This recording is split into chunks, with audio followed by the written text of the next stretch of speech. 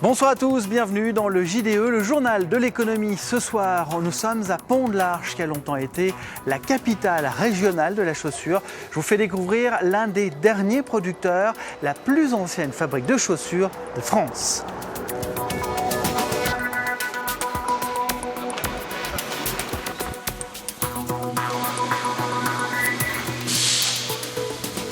La société de chaussures Marco a vu le jour en 1750. Aujourd'hui, 60 personnes travaillent sur le site de Pont-de-l'Arche. En 2010, elle a connu une période de difficulté avec une liquidation judiciaire, mais le processus de reprise semble fonctionner depuis 4 ans.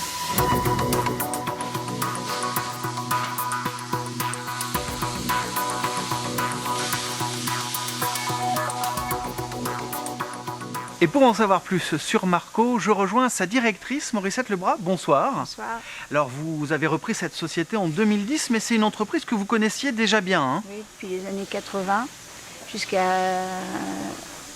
95, oui. Et vous faisiez quoi à l'époque? À l'époque, je faisais avec mon mari. Moi, je ne travaillais pas à l'usine, mais il se servait beaucoup de mes idées, de mes goûts. Et puis en 95, le divorce et... J'étais un peu jetée de la société, si on peut dire. Et vous la reprenez en 2010 ? Comment ça se fait ? Pourquoi ? Parce que ça me faisait mal au ventre. Et là, j'arrive à faire vivre encore 60 personnes, ce qui est important, quoi. Important pour moi. Justement, aujourd'hui, et ça fait 4 ans que vous l'avez reprise, vous la développez de quelle manière ? Sur la vente de nos clients de magasins, bien sûr, qu'on a 400 ou 500, pas loin. Je fais un magasin d'usine où je fais des chaussures d'hommes, des chaussures de femmes aussi, certains modèles, des modèles plus modernes des fois, et puis pour des chaussures d'enfants aussi. Puis là, je vais faire aussi le site internet. Parce que le site internet vendra les choses les plus modernes, un peu plus modernes. Ça, c'est quand même un gros pari, parce qu'aujourd'hui, vous avez 74 ans, on peut le dire. Hein. Oui, mais ça, c'est... Oui, mais vous savez, quand on a des idées dans la tête et un peu de cœur, et voilà, on y arrive, la preuve.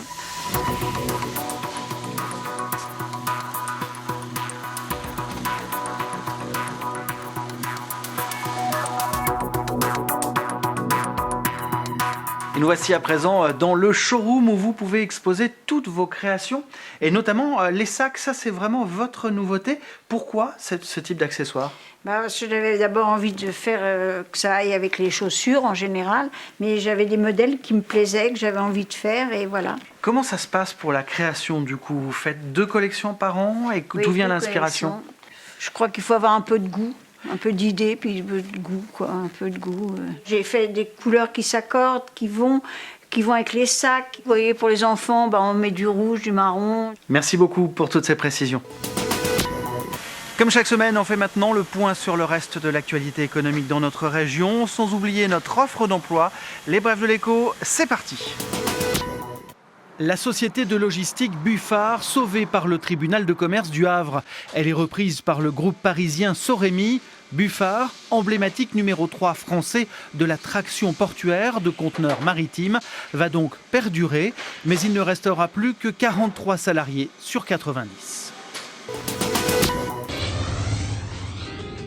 Bonjour et bienvenue sur Madrier TV. Une nouvelle web TV consacrée au Technopole de Saint-Étienne-du-Rouvray, près de Rouen, est née le mois dernier. En 2014, Madrier TV proposera une vingtaine de reportages sur les startups et labos du Technopole.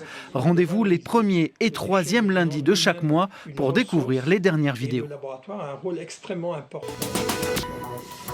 Pôle emploi Louviers recherche 2 techniciennes en ingénierie réseau télécom en CDI. Poste basé dans l'Eure, débutant accepté. Retrouvez tous les détails de cette offre sur notre site internet. Pour le portrait d'entreprise de cette semaine, je vous emmène à Mont-Saint-Aignan chez Autocréa. Cette PME est spécialisée dans les sets de table publicitaires et désormais, elle fournit les restaurants de la quasi-totalité du territoire français. Reportage. Dans cette brasserie de Bois-Guillaume, pas une table sans son set publicitaire. T7 conçu juste à côté, dans la zone d'activité de la Vatine, à Mont-Saint-Aignan. Si le concept n'a rien de nouveau, il a été repensé il y a 11 ans par Henri Cavelan. Ses produits sont présents dans 25 grandes villes françaises. Il vient même de traverser les frontières avec une première implantation à Liège, en Belgique. Il y a le set de table de Paris. Donc on a tout vendu comme d'habitude. Les différents éléments qui font aujourd'hui, à mon avis, le succès du set de table, c'est déjà l'élément de temps, puisque les sets de table sont diffusés pendant 1 mois dans les restaurants, donc il y a 12 parutions par an. On a limité seulement à 6-7 annonceurs présents sur le set de table, et puis aussi la qualité des annonceurs. On travaille quand même avec des grosses enseignes nationales dans l'automobile, dans l'immobilier, dans la décoration. La société est surtout présente dans le quart nord-est de la France, où elle travaille en nom propre. Mais depuis 2010, le concept est ouvert à la franchise, notamment dans le sud. Et notre hyperactif vient de lancer un nouveau produit dans le prolongement du set de table, le magazine avec couverture publicitaire locale. On offre aux restaurants et aux brasseries, dans l'ensemble des agglomérations où Autocréa est déjà présent avec les sets de table, on offre des magazines. On crée une couverture de magazines comme celle-ci, qu'on vient assembler au magazine, et on vend les espaces publicitaires sur les magazines.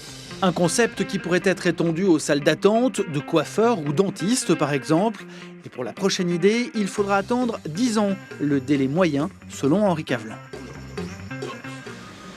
Retour à Pont-de-l'Arche chez les chaussures Marco. Avant de vous quitter, je vous rappelle que le journal de l'économie est sur notre site internet, tout comme les analyses de notre partenaire, le journal des entreprises de Haute-Normandie. Très bonne semaine à vous et à mardi prochain.